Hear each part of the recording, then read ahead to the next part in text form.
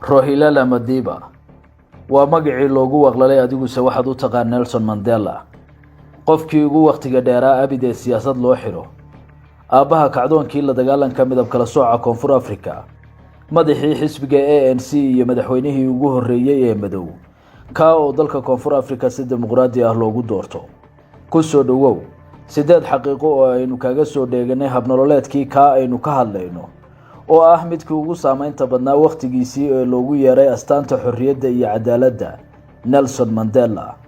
Nelson waxa uu ku dhashay tuulo yar oo ku taala Koonfur Afrika sanadkii 1918 isagoo Kureey ah ayuu ku biiray iskuulka dabadeedna waxa uu noqday lawyer ama garyaqaan.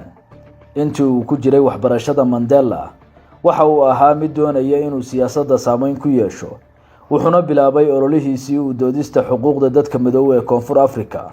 ololihiisa la dagaalanka midab kala sooca dalkaas waxa saldhig u ahaa awood sheegashadii cadaanka wadankaasi ku nool oo doonayay inay sareynta u diidaan kuwa madow. kama geeyoonayno xogta halgankiisa oo idil balse aan dib ugu noqono sideeda xaqiiqo ee aynu isaga kaaga warinayno. Mandela waxa uu kamid ahaa garyaqaanadii madowga ahaa ee ugu horeeyay Koonfur Afrika. Nelson waxa uu culumta sharciga ee jaamacadda Witwatersrand ka baxay sanadkii 1940. waxa uu ahaa ardayga kaliya ah ee madow ee jaamacaddaasi dhiganayay. cunsuriyadii uu kala kulmay ardaydii wax la baranaysay waxa ay qayb ka noqotay bilowga dhaqdhaqaaqiisii la dagaalanka midab kala sooca. isla waagaas ayuuna samaystay saaxiibo badan kuwaasi oo kula midoobay ololihiisii uu qareemida dadka madow ee dalkiisa. magaca Nelson waxa uu bixisay macallimadiisii iskuulka.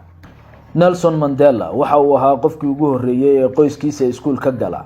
waalidiintiisu ma ahayn kuwo wax qori kara. markii la qoray iskuulka waxa dalkaas ka jiray nidaam waxbarasho oo British ah ka oo aan soo dhaweynayn magacyada dhaqan ee carruurta wadanka. macallimadiisa ayaa u bixisay magaca Ingiriisiga ah ee Nelson iyadoo meesha ka saartay kiisii dhaqan ee Rohilala waxaana magacaasi macallimadu u bixisay noqday kan uu ku caan baxay. waxa uu ahaa madaxweynihii ugu horeeyay ee madow kaasoo si dimuqraadi ah loogu doorto Koonfur Afrika. doorashadiisii 1994 waxay ahayd tii ugu horeysay ee dimuqraadi ah ee ka qabsoonto Koonfur Afrika. xisbigiisii ayaana ku guuleystay 63% codadkii la dhiibtay ka oo astaantiisu ahayd nolol wanaagsan oo loo dhan yahay. doorashadiisu waxa ay ka dhignayd in sanado badan oo halgan dabadeed Mandela helay wixii uu u qalmay ee ahayd hogaaminta dalkiisa. Mandela 27 sano ayuu xabsi ku qaatay markii loo xiray sabab la xiriirta ololihiisii la dagaalanka midab kala sooca. kadib ku biiristiisii xisbiga African National Congress ANC 1944 Mandela waxa uu si degdeg ah madax uga noqday ANC isagoo abaabulay dhaqdhaqaaqyo looga soo horjeedo midab kala sooca dalkaas ilaa laga soo gaarayay 1964 oo lagu eedeeyay qaran dumisnimo iyo inuu jabiyay sharciyada midab kala sooca taasoo sababtay in lagu xukumo xabsi noloshiisa oo dhan ah. ciqaab aan xisaab lahayn ayuu xabsiga kala kulmay Nelson ilaa uu dib xorriyadiisa u helay sanadkii 1990 oo ololayaashii xorriyadda loogu raadinayay sahleen in la sii daayo. lacag dhammayd 22 milyan oo dollar oo loogu talagalay aaskiisii ayay si khaldan u isticmaaleen madaxda Koonfur Afrika. Nelson noloshiisa oo dhan ayaa ahayd mid u dhaxaysa halgan iyo khilaafaadyo kala duwan. aaskiisii lafahantiisa ayaa dood iyo fadeexado kala duwan hareeyeen kadib markii la wariyay in saraakiisha Koonfur Afrika ay si khaldan u isticmaaleen dhaqaalihii loogu talagalay aaska oo dhammaan 22 milyan oo dollar.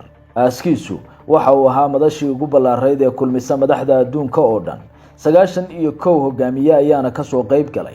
hase yeeshee aaska kadib ayaa la wariyay in madaxda dalkaasi jeebka ku shubteen lacagtii aaska loo qorsheeyay.